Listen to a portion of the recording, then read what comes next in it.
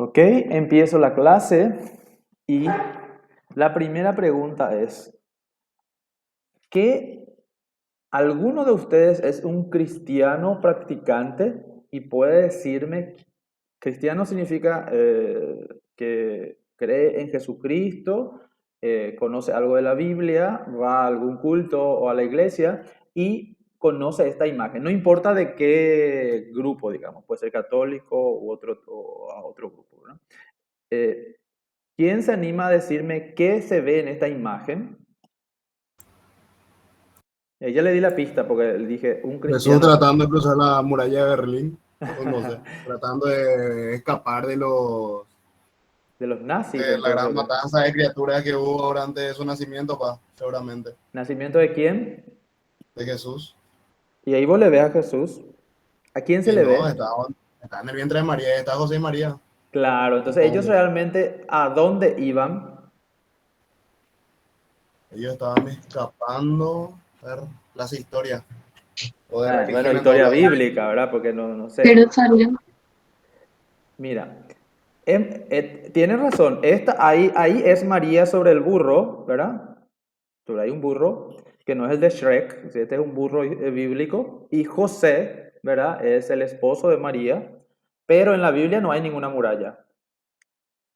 Esa muralla es un agregado. Esto es una postal de un artista que es un grafitero, un artista urbano que se llama Banksy, ¿ya? Entonces, una postal de Navidad y le agregó una muralla. Esta muralla existe ahora, ¿verdad? Que separa una zona de Palestina con la zona israelí. Entonces, esto es como un arte protesta, ¿no? O sea, que si en esta época Jesús tuviese que llegar a su lugar de nacimiento, o sea, la familia de Jesús tuviese que llegar a su lugar de nacimiento, por esta muralla no llegarían. Un poco esta es la historia. Me gusta mucho esta postal por eso, porque mezcla arte urbano con... Y viene que la muralla tiene con grafitis, ¿no?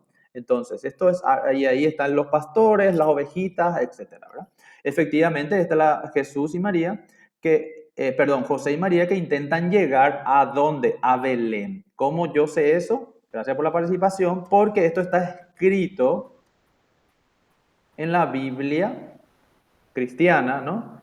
Y yo saqué este extracto del Evangelio de Mateo, de la versión Reina Valera de la Biblia, ¿no? Y ahí están versículos o algo así, ¿verdad? O sea, yo no soy un cristiano practicante, ni siquiera sé mucho de religión, ¿ya? Esto no es religión, esto es una anécdota que les quiero contar. Y lean lo que dice ahí, ¿verdad? Entonces, ¿para qué se fueron a Belén si ellos eran de Nazaret? ¿Por qué Jesús nació en Belén? ¿Verdad? Pues eso se sabe, la Navidad, ¿verdad? Nació en Belén, si la familia es de Nazaret y se le llama Jesús de Nazaret, no Jesús de Belén. Entonces, esto está explicado en algunos evangelios y en el Evangelio de Mateo, cita un hecho histórico, ¿ya? Y lo que cita, ¿qué es lo que le llama la atención aquí como un hecho histórico? ¿Y qué tiene que ver esto con nuestra asignatura? ¿Qué les parece?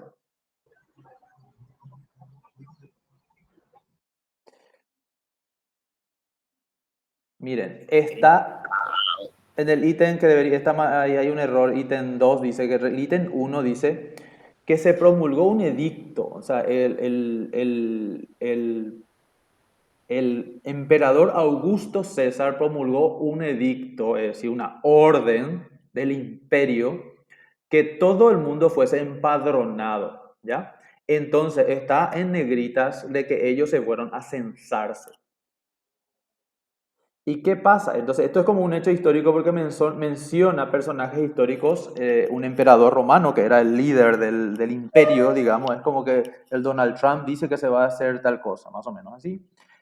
Y entonces, este censo, dice en el ítem 2, se hizo siendo un gobernador, un fulano que se llama Cirenio, ¿ya?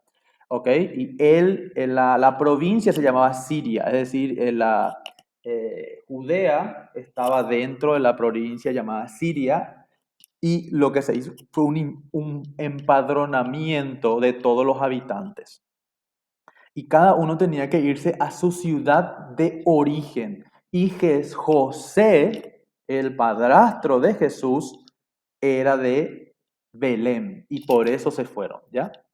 Entonces no iban huyendo de nada, o sea, no dice eso en este evangelio, sino que básicamente dicen que se fueron a empadronarse y que no encontraron posada, hotel, porque estaba todo lleno, porque todo el mundo se fue a empadronarse y ellos tuvieron que quedarse en un pesebre y su hijo de María nació en un pesebre. ¿Qué les parece esta historia? Ok, esto une historia bíblica, evangelio, con historia de personajes políticos y de la época, ¿ya? Como por ejemplo la división geográfica del imperio y quién era. Y por esto es que sabemos más o menos la época en que ocurrió, ¿ya? Y esto ocurrió exactamente a 2000 años. Pero ¿por qué he elegido esta anécdota, por esta historia para contarles? Porque esto es una mención explícita de un censo de hace 2020 algo de años. ¿Y para qué les parece que se hacía un censo? Para saber la cantidad de la población. ¿Y para qué querían saber la cantidad de la población? Dineros, impuestos. Exactamente. Y los censos se hacen para tomar decisiones y casi decisiones de tipo políticas y económicas, ¿verdad? Entonces, lo que ellos querían tener era datos de cuál es eh, la cantidad de gente, la cantidad de patrimonio, la cantidad de bienes, la cantidad de tierra, la cantidad de animales. El censo incluía todo y básicamente era para cobrarles los impuestos, ¿ya? Y para tomar decisiones políticas, por ejemplo, otras divisiones geográficas, etcétera. Miren qué interesante. Hay y entonces, el censo ¿para qué sirve? Para obtener datos, ¿ya? Y estos datos, ¿cómo les parece a ustedes? ¿Se imaginan ustedes cómo eran almacenados estos datos hace 2000 años? No sabemos, ¿verdad? Nunca nos preguntamos cómo se registraban los datos. ¿Ustedes saben contar en números romanos? ¿Verdad? Es probable, en números romanos, imagínense. Pero yo cuando Yo sí, profe. sí, los números romanos son muy simpáticos, muy interesantes, ¿verdad? Bueno, podemos imaginarnos los números, podemos imaginarlo los medios, no había papeles, había papiros, cómo lo hacían, ¿no? Bueno, básicamente esto es lo que ocurrió en esa época y este censo que ocurrió durante el gobierno de Augusto César cambió para siempre la civilización como la conocemos. No solo no sabemos qué políticas adoptaron en esa época, pero nosotros somos lo que somos, una civilización judeo-cristiana, gracias a este fenómeno que no sabemos si fue histórico o no, pero gracias al cristianismo, ¿verdad? O sea que si sos cristiano o no, no importa en este contexto, porque lo que estoy diciendo es que nuestra civilización se construyó basado en la creencia de que esto ocurrió y todo lo que vino posteriormente. O sea, el mundo fue moldeado a partir de este evento. Y me pareció interesante. Hay otras menciones de censo, pero que después le voy a ir contando, ¿verdad? Otras menciones de censo más reciente es que sí también tiene como un ídolo así, 1800 años después. ¿Qué pasó en el censo de 1890 de los Estados Unidos? Banca que ¿Usted? buscan Google, profe. ¿Eh? ¿Qué pasó? Ahí no te escuché. Se fue la señal, parece para él. Para él. Bueno, yo les voy a contar, yo no lo estoy evaluando todavía, pero ¿por qué? Otro censo más, tomo otra vez otra idea. En el censo de 1890 de los Estados Unidos se considera un hito para la informática y para la computación por lo siguiente. Todavía esto estamos hablando en forma genérica de historia, ¿ya? Se había censado a más de 2 millones de personas. Sí, pero ¿cómo lo hicieron? Atrás de notas, un papel, supongo, Sí. ¿verdad? Sí, los censos históricamente, por lo menos yo estuve investigando el censo este de los romanos, dicen que lo hacían cada 12 o 14 años, no sé por qué, ¿ya? Pero los censos históricamente se hacen cada 10 años, ¿ok? Dicen que el censo de 1880, el censo anterior a esto que estoy refiriendo, tomó 12 años en finalizarse el conteo, es decir, en terminar el censo y analizar los datos. Es decir, como era muy manual, no existían herramientas, ni repositorios, ni técnicas muy avanzadas. El censo de 1880 probablemente fue uno de los primeros censos después de sería después de la Guerra Civil Norteamericana, que fue más o menos en los 70s, ¿no? Entonces fue muy importante, pero tardó demasiado en ser procesado, ¿ya? Y ya llegaba el censo de 1890 y no habían terminado el análisis del censo anterior, es decir, no se podía tomar decisiones con relación al censo anterior. Este tipo, Hermann Hollerith, es un inventor, creo que de origen alemán, pero que ya estaba en Estados Unidos, y inventa un aparato que se llama la máquina de Hollerith. ¿No han visto eso ustedes en historia de la computación o algo así? Que es tremendamente interesante. Entonces, él inventa una máquina electromecánica eh, que trabaja ¿con qué? Con unas cartulinas agujereadas. Entonces, y esa se pasó a llamar tarjetas perforadas. Con este invento, se registraron y se procesaron los datos y le tomó más o menos 3 años, es decir, entre 2 y 3 años, ahora no estoy tan seguro. Entonces se redujo de 10 o de 12 años, se redujo a 2 años el proceso de censo, y eso significa que fue mucho más eficiente y se podía analizar los datos y servía para tomar decisiones. Entonces, esto se considera un hito histórico en la informática, y esa máquina de Hollerith, que era un instrumento por el cual se permite leer cartulinas perforadas, se considera como digamos que una y sobre la cual la computación, la informática, por el punto de vista de hardware, empezó a desarrollarse, y esa tecnología con las tarjetas perforadas se llegó a usar hasta 1950 y algo. 60 años duró hasta que evolucionó en las computadoras que conocemos hoy, pero que en 1950, 60 recién se empezaron a construir y a usar computadoras relativamente, computadoras como nosotros conocemos, digamos, ¿verdad? Más o menos, tampoco era exactamente. Yo les voy en el blog que les publico les voy a publicar unos links para que ustedes vean cómo eran estos equipos y estas tarjetas perforadas. ¿Ya? Profe, ¿Sí? ¿ya no existía ya la máquina analítica antes de eso? La de... Charles Babbage. Sí. Este tipo probablemente usó esa idea, ¿ya? Pero aparentemente Acá, esa máquina analítica de Babbage no se llevó a la práctica en forma comercial. ¿Ok? Y Ah, ya, ya. este Hermann Hollerith lo que hizo fue que inventó realmente una máquina que se comercializó.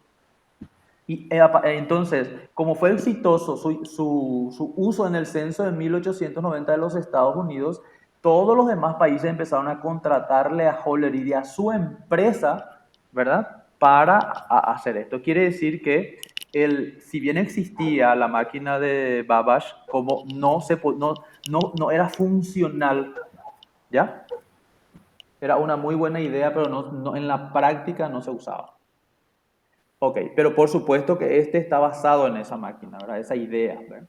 Y bueno, este inventor, y básicamente un empresario también, Más tarde, alrededor de 1910, como fue muy exitoso su negocio, entonces él amplió no solo a los censos, sino que esta tecnología empezó a usarse para contabilidad, ¿ya?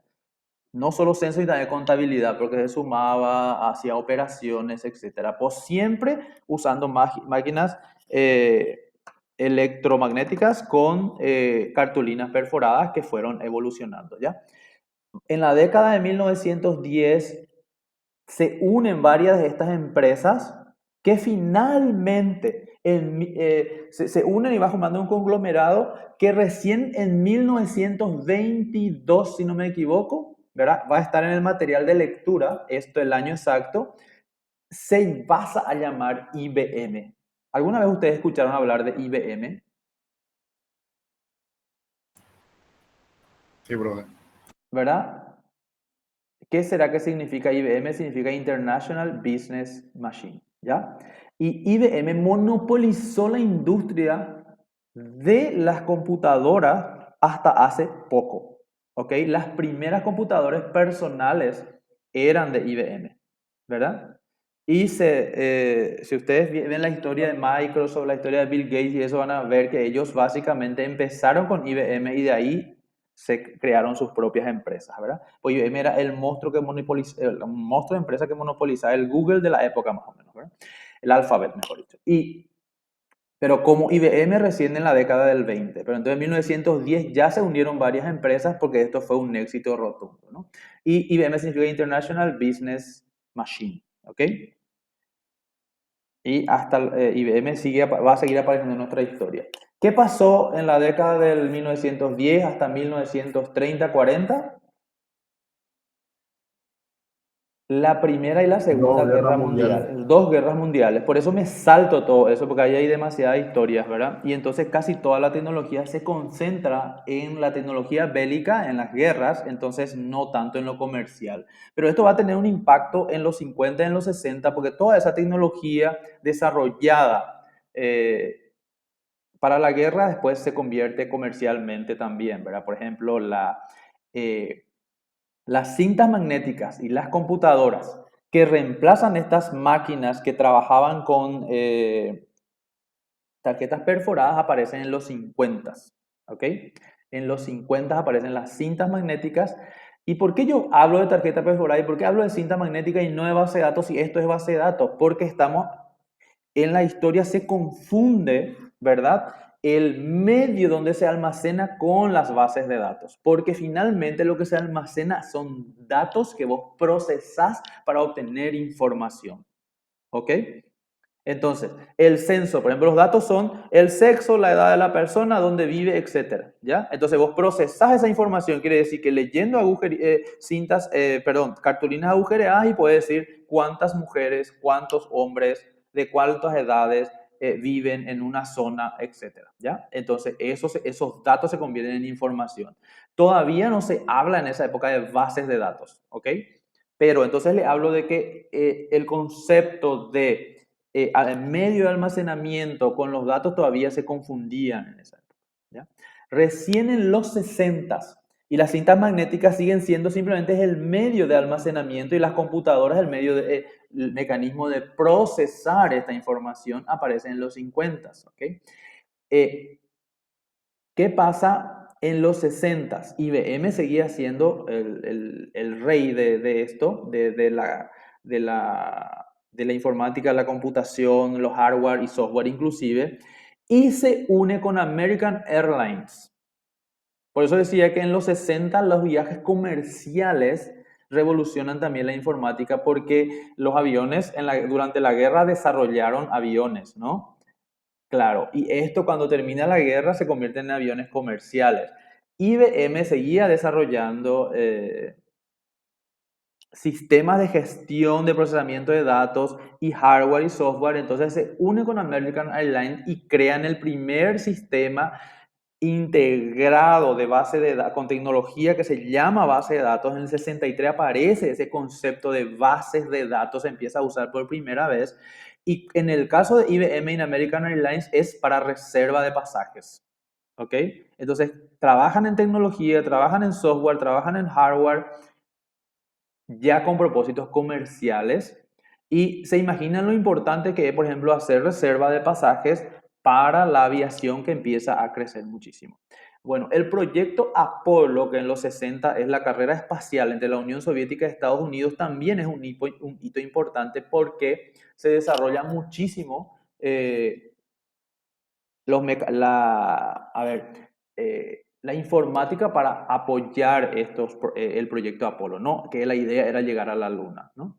Con el Apolo 11 recién se llega a la Luna, ¿verdad? Entonces, como que varios intentos, en principio, por ejemplo, todo el cálculo de la ruta, etcétera, eh, no eran hechos por computadoras, pero tuvieron que desarrollar tecnología y esto impulsó muchísimo la industria.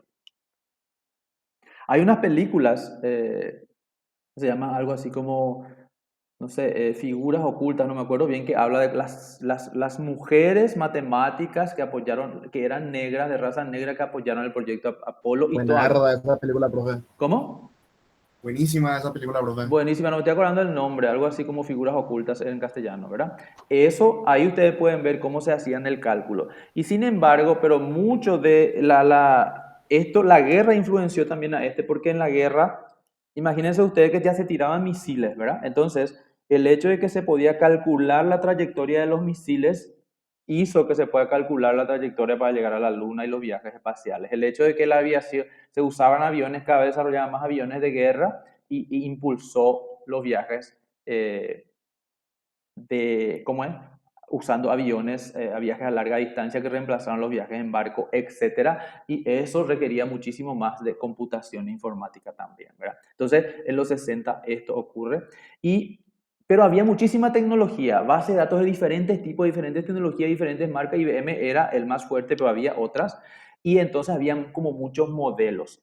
A partir de la próxima semana yo le voy a hablar del modelo, qué son modelos de base de datos, es decir, cómo enfocamos el diseño, cómo nos ponemos de acuerdo de cómo va a funcionar, ¿verdad? Y entonces este tipo que se llama Edgar Frank Cook es el que define un modelo estándar de cómo debería ser una base de datos. Entonces esto también se considera un hito histórico y de la década del 70. Yo seguiría hablándole de muchos detalles, pero es como un hito histórico para que ustedes vayan investigando más. Nosotros vamos a desarrollar el modelo relacional el próximo martes. Todo ese modelo yo le voy a hablar porque esto es lo que vamos nosotros a aprender, cómo modelar base de datos. O la unidad 3 y la unidad 4 es SQL. ¿Y qué pasa? En los 80 ya surge SQL.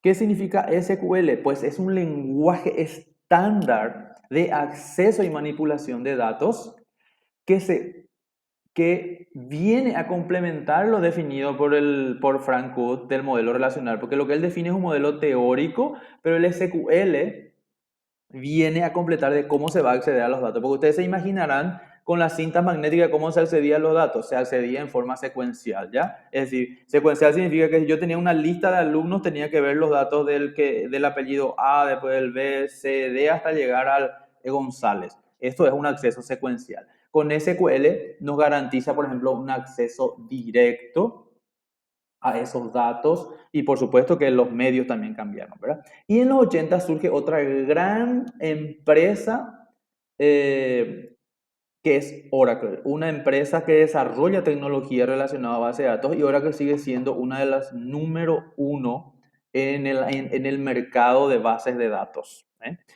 Ustedes probablemente van a dar Oracle. Oracle es una tecnología de base de datos, ya un sistema de gestión de base de datos. Es una herramienta comercial, digamos, ¿no? SQL es un estándar y es un lenguaje. Oracle usa también SQL.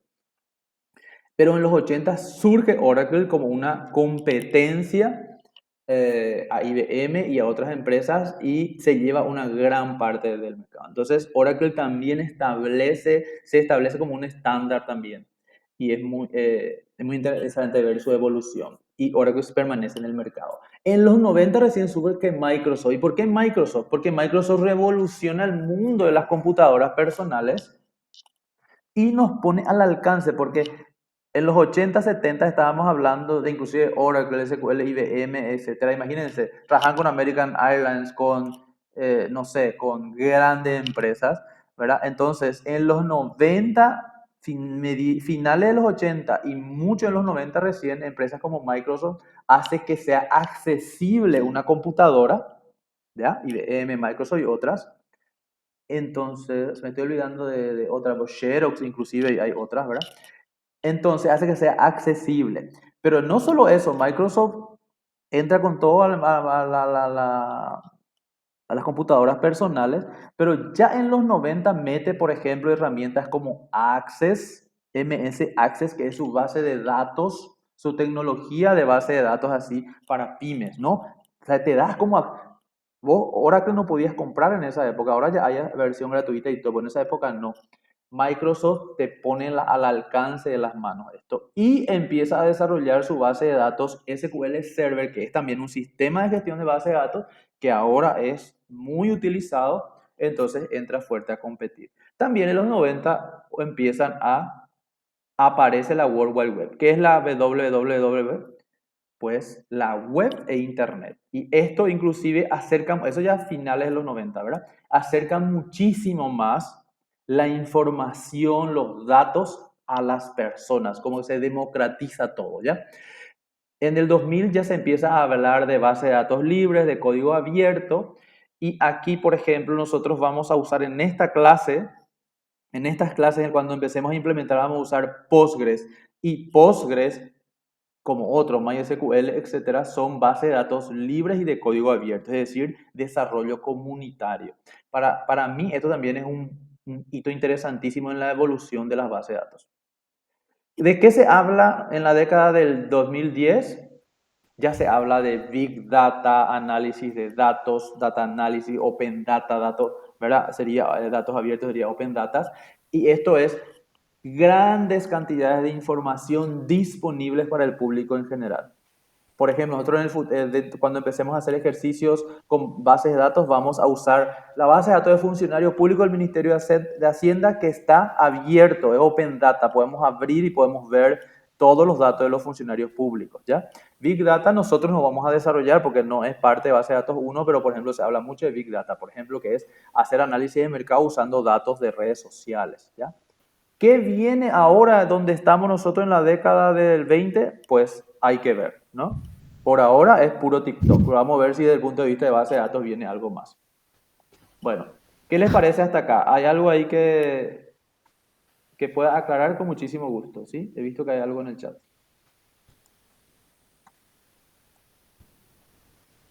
Guerra Fría, sí. Gracias, Guillermo, que ahí Guillermo les publica más o menos para que vean las imágenes de la tabuladora. Justo iba a hacer también yo, pero Guillermo ya lo hizo.